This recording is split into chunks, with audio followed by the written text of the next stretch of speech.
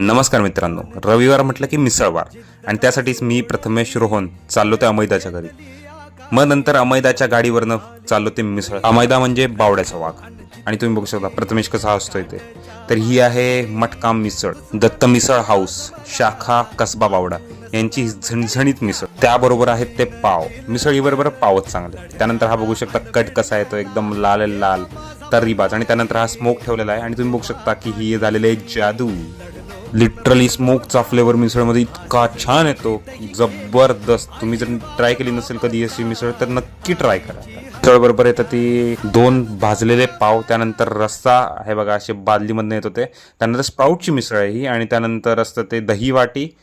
आणि तुम्हाला जर ताक हवं असेल तर ताक पण पिऊ शकता. हे बघा कसे खात आहेत ते, लई एन्जॉय केली बाबा.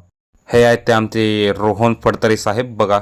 आणि हा आहे तो बावड्याचा वाघ. तर मिसळ ही आडस होती, तुम्ही नक्की ट्राय करा.